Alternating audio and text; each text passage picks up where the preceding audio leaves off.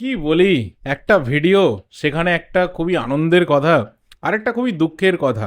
আর এটাই আমাদের ইন্ডিয়ান ফুটবলের খুব গভীর একটা বাস্তব, যে একদিনের সন্ধ্যেতে এরকম দুটো বিষয় নিয়ে আলোচনা করতে হচ্ছে।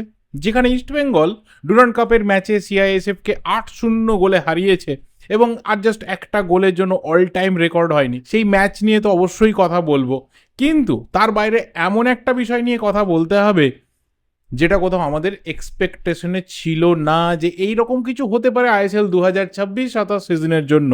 ইয়েস, যেটা এই মুহূর্তে প্রায় আমরা সবাই জেনে গেছি, সেটা হচ্ছে জামশেদপুর এফসি তারা আইএসএল 2026-27 সিজন থেকে, কারণ অনওয়ার্ডস এই শব্দটা তারা কিন্তু ব্যবহার করেছে, অর্থাৎ এরপর আমরা আইএসএলে আর হয়তো জামশেদপুর এফসিকে দেখতে পাবো না। পরিবর্তিত পরিস্থিতিতে ভবিষ্যতে কি হবে জানি না, কিন্তু আজকে অফিসিয়ালি জামশেদপুর এফসি তারা জানিয়ে দিয়েছে যে তারা আর আইএসএলে থাকছে না। খুবই খারাপ লাগার একটা বিষয়। এবং এতদিন ধরে যেটা কোথাও আমাদের ইন্ডিয়ান সুপার লিগের একটা গর্ব করার মতো ছোট হলেও জায়গা ছিল, যে এমন একটা টিম রয়েছে ইন্ডিয়ান সুপার লিগে যারা হচ্ছে আত্মনির্ভর, অর্থাৎ যাদের সেই অর্থে বাইরে থেকে খুব একটা ব্যাকআপ দরকার নেই, যাদের নিজস্ব স্টেডিয়াম রয়েছে, টাটার ইনভেস্টমেন্ট রয়েছে, নিজেদের একাডেমি রয়েছে, গ্রাস রুটে যারা দীর্ঘ 40 বছরের কাছাকাছি কাজ করছে, এবং অবশ্যই যাদের একটা খুব কোর এবং অর্গানিক ফ্যান বেস রয়েছে। কিন্তু এই প্রত্যেকটা জিনিস যে এক লহমাতে হুস করে ভেঙে যাবে, এটা আমরা বোধহয় কেউই এক্সপেক্ট করিনি। জামশেদপুর এফসি তারা অফিসিয়ালি জানিয়ে দিয়েছে যে 2026-27 সিজন থেকে তারা আর আইএসএলে থাকছে না।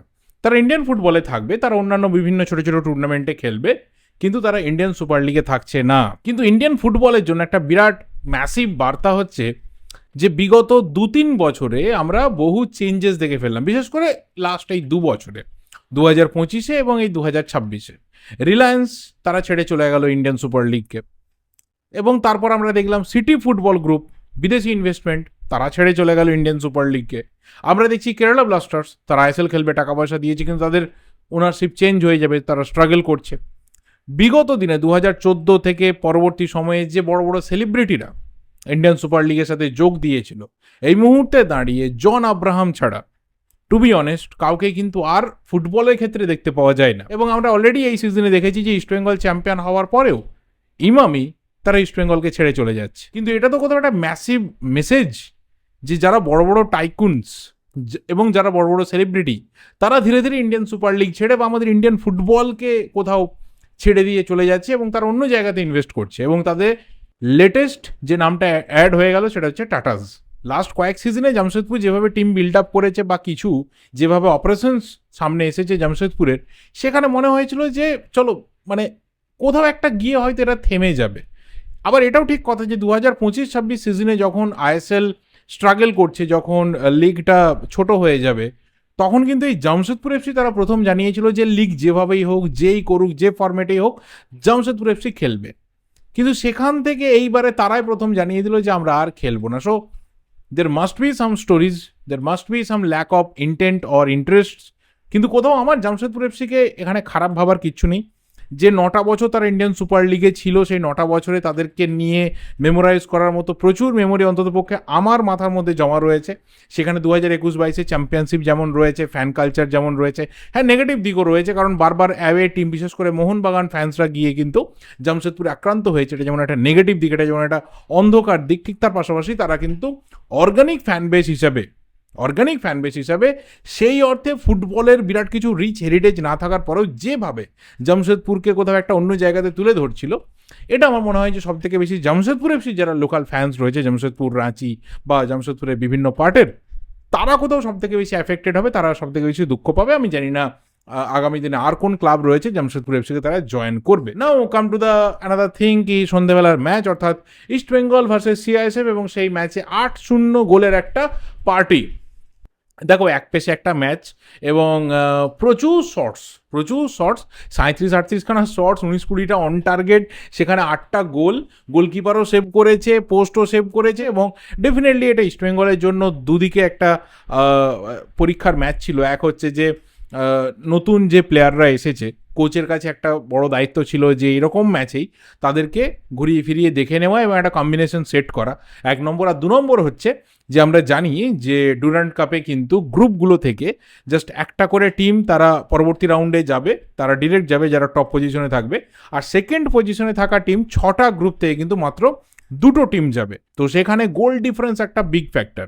তো 3-6 পয়েন্ট ইস্টবেঙ্গল পেয়ে যাবে, এটা তো বুঝতেই পারা যাচ্ছে। সাউথ ইউনাইটেডকেও ইস্টবেঙ্গল হারানোর ক্ষমতা 100% রাখে, কিন্তু গোল ডিফারেন্স সেটা কোথাও ইস্টবেঙ্গলের জন্য চ্যালেঞ্জ ছিল, এবং সেটা আজকে বাড়িয়ে 8টা গোল ইস্টবেঙ্গল করেছে, অর্থাৎ আপাতত গোল ডিফারেন্সে ইস্টবেঙ্গল 7-এ রয়েছে। তো 6 point with some 10 or 12 goal difference East Bengal কিন্তু ইজিলি পরবর্তী রাউন্ডের জন্য কোয়ালিফাই করে যাবে, এবং যে পাথ রয়েছে তারপর সেই পাথ ওয়াইজ ধরলে কিন্তু আবারও হয়তো আমরা মোহনবাগান ইস্টবেঙ্গলের ডুরান্ট কাপ ফাইনাল 2026 দেখতে পারি। সেটা একটা অন্য প্রসঙ্গ, সেটা তো ভবিষ্যতের কথা পরে দেখা যাবে। কিন্তু যেটা আগেই বললাম যে কোচের কাছে একটা বড় চ্যালেঞ্জ, যে নতুন অনেক প্লেয়ার এসেছে এই টিমটাতে, এবং তিনি নিজেও এই টিমের প্রচুর প্লেয়ারকে হয়তো প্রথমবার কোচিং করাচ্ছেন। তো তার কাছে একটা বড় ব্যাপার যে তিনি একটা কম্বিনেশন সেট করবেন। তিনি শুরু থেকে দুজন বিদেশিকে ইউজ করেছেন, কারণ সাউথ ইউনাইটেড ম্যাচটাতে দুজন বিদেশির ভীষণভাবে দরকার রয়েছে। তো তারা কতটা ফিট রয়েছে এবং কতটা ম্যাচ ফিট রয়েছে সেটা তিনি চেক করে নিলেন। বেঞ্চে যারা প্লেয়াররা রয়েছে সেখান থেকে গোলও এসেছে, তাদেরকে তিনি চেক করে নিলেন। তো প্রচুর প্লেয়ারকে তিনি আজকে ডেবিউ করালেন ইস্টবেঙ্গল জার্সিতে, যেমন হার্দিক ভাট রয়েছে। হার্দিক ভাটের আজকে ইস্টবেঙ্গলের ডেবিউ হলো অফিসিয়ালি। এবং জেসিনটিকে আমার মনে হয় যে দেখো, বিষ্ণু হ্যাট্রিক করেছে, বিষ্ণুর হয়তো আরও গোল হতে পারতো, কিন্তু জেসিনটিকে ভাই আমি জানি না আজকে জেসিনটিকে কার মুখ দেখে উঠেছিল, একটা সময় অবধি তো ভাবছিল যে যা কিছু করছে সেটাই ব্লক হয়ে যাচ্ছে। মানে গোলকিপার পড়ি কি মরি করে ওর বলগুলোকে দেখছি সেভ করে দিচ্ছে, পোস্টে লাগছে, হাবি যাবে, অনেক কিছু হচ্ছে। তারপরে জেসিনটিকে যে দুটো ফিনিশ করেছে, ওয়ার্ল্ড ক্লাসের দুটো ফিনিশ করেছে, দুটো অসাধারণ গোল করেছে। কিন্তু জেসিনটিকেও ভাবছিল একটা সময় অবধি যে আমি কার মুখ দেখে উঠেছি। মানে যে সময়টাতে হয়তো জেসিনটিকের হ্যাট্রিক হয়ে যায়, সেই সময়টাতে জেসিনটিকে গোল খুঁজছে। মানে সিরিয়াসলি হয় এক একটা দিন এরকম।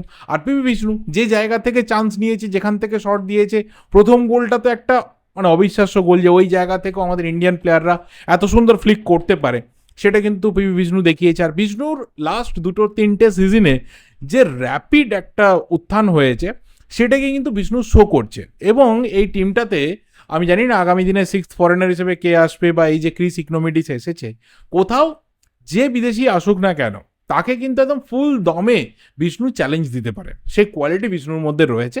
হয়তো লঙ্গার টার্মে কোচ অল্টারনেটিভ চিন্তাভাবনা করবেন, ঘুরিয়ে ফিরিয়ে দেখবেন, বাট বিষ্ণুর আমি বলবো যে লাস্ট 2-3টে সিজনে যে উত্থান হয়েছে সেটা কিন্তু চমকপ্রদ। আজকের ম্যাচে ইস্টবেঙ্গল ডিফেন্সের খুব একটা করার কিছু ছিল না। ইয়েস, ফুটবল আচেনপা, হার্দিক ভাটের কথা কেন শুধু বললাম, ফুটবল আচেনপা তারও তো ডেবিউ হলো ইস্টবেঙ্গল জার্সিতে। লাচিনপারও কিছু করার ছিল না, কিছু করতেও হয়নি। একটা মাত্র বল গেছিলো সিআইএসএফের ওই ইস্টবেঙ্গল শটের দিকে, তো সেটাও একদমই প্রপার সেভ হয়ে গেছে। একটা মাত্র কর্নারও তারা পেয়েছিল। তো ডিফেন্সের কিছু করার ছিল না। এবং আজ হয়তো আমরা নার্নার গেহলটেরও ডেবিউ দেখতাম, কিন্তু তার রেজিস্ট্রেশন এখনো হয়নি ডুরান্ডে, তো সেই কারণে তাকে হয়তো আমরা দেখলাম না। কিন্তু তারপরেও একটা নতুন তিনি ডিফেন্সিভ অর্গানাইজেশন হাবাস ট্রাই করে নিয়েছেন ইস্টবেঙ্গলে, এবং সেটা প্রিটি ওয়েল ক্লিক করেছে। সেটা কতটা কঠিন ম্যাচের জন্য কী হবে না হবে সেটা তো পরের ব্যাপার। নাচোকে আমরা আজকে দেখে ফেললাম, নাচেরও ডেবিউ হয়ে গেল ইস্টবেঙ্গল জার্সিতে। আর পুরো খেলাটা আজকে ছিল মাঝমাঠ থেকে আপফ্রন্টে, পুরো খেলাটাই ফরওয়ার্ডদের খেলা ছিল। মানে বিশেষ করে 4জন প্লেয়ার সব থেকে বেশি ব্যস্ত ছিল, এডমুন্ড, বিষ্ণু, জেসিন আর দানি রামিরেজ, এই 4জন সব থেকে ব্যস্ত ছিল। আর তারপর যে দুজন বেশি ব্যস্ত ছিল তারা হচ্ছে জিকসন আর মোহাম্মদ রশিদ। ডিফেন্স থেকেও প্লেয়াররা উঠে আসছিল, কোথাও একটা কাজ করছিল ব্যাপার যে আমরাও গোল করবো, এরকম একটা গোলস গ্যালোর যখন হচ্ছে, একটা গোল পার্টি যখন হচ্ছে, সবাই চাই সেই পার্টিতে জয়েন করতে। বাট ঠিক আছে, 8 গোল আর একটা জাস্ট গোল হয়ে গেলে, মানে 9টা গোল হয়ে গেলে ডেম্পোর যে রেকর্ডটা ছিল আজ থেকে 10 বছর আগে, যেটাতে ওরা রয়্যাল কাশ্মীরকে 9-1 গোলে হারিয়েছিল, সেই রেকর্ডটা ইস্টবেঙ্গল ভেঙে দিতে পারতো, 9-0 হয়ে যেতে পারতো। আর যা পোস্টে লেগেছে, যেগুলো খুব ক্লোজ সেভ হয়েছে, যেগুলো ক্লোজ গোল পোস্টের একদম গা ঘেঁষে হাওয়া দিয়ে বেরিয়ে গেছে, সেগুলো হয়ে গেলে তো 12-13টা গোল হয়ে গেলেও অবাক হওয়ার কিছু থাকতো না। সেরকমই খেলা কিন্তু ইস্টবেঙ্গল খেলেছে। So overall it was like a very practice match, এবং সেটা ইস্টবেঙ্গল খুব সাকসেসফুলি কমপ্লিট করেছে।